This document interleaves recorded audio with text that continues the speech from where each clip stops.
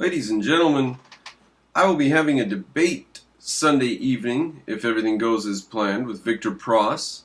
And I just wanted to speak extemporaneously for a few minutes about what ground I'll cover and send it over to Mr. Pross as a sort of, let's see, I don't know, what's the analogy in war when you actually tell the enemy all of your plans? As a psychological terror operation? Because I don't care if he knows what I think. This isn't going to be a surprise. Well, it might come as a surprise to him. It's not going to be a surprise, generally. My views are available. I don't care if he knows what I'm going to say, because he can't answer it anyway. So I don't care. So this is just to psych him out. Sorry, Victor, just psyching you out here. This is what I'm going to say. So you have your time now. You have several days to answer it. Mono means one, and pol from Greek polis means power or authority. So single authority is the word that monopoly, that's how we define it. So think of this. Single power. Okay. Now think of a group of bureaucrats that want to smear big businessmen. And they say that the big businessmen have reached the point of being singular powerful. So they call them monopoly. They smear them with the term monopoly in the antitrust laws in the 1890s.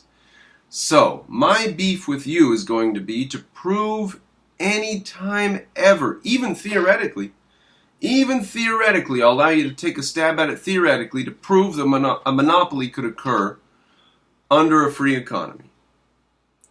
Without the government doing it, without the single power, monopoly, without singular power, without the use of the state's singular power, could a monopoly in the free economy ever occur? Now, my point for this is that if it is impossible for a monopoly to actually occur in a free economy, then it is a floating abstraction in a free economy. It's only a concept that applies to government, and those politicians were dropping the context of the word when they applied it to businessmen. Now, if that's the case, then we'll just have to go from there. And so that's my opening salvo. Let's see, is there more I want to say about it? Shall we discuss? Because we're doing anarchy. Yeah, I guess I can say a little more. So single state, or single power, that's what monopoly means. Now let me gather my thoughts on that. I'm so pleased with that.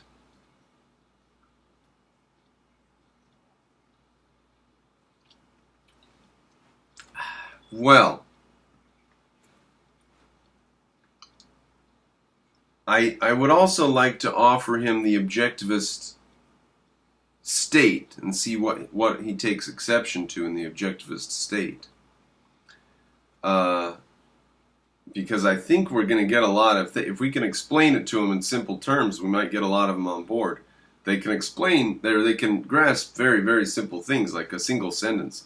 They can't grasp the meaning of the sentence, but they can grasp a sentence. I guess they can't grasp simple things, can they? Because if they could grasp that, and they could grasp the meaning of a sentence, but they can't. They can't actually grasp the meaning of a sentence.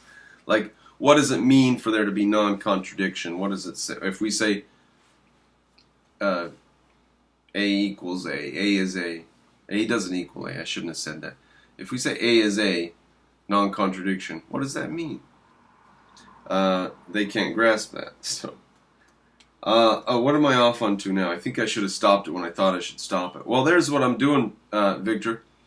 And some other stuff too. But that's my main thing, is that the concept of monopoly doesn't apply in the economy. It's not relevant in the economy.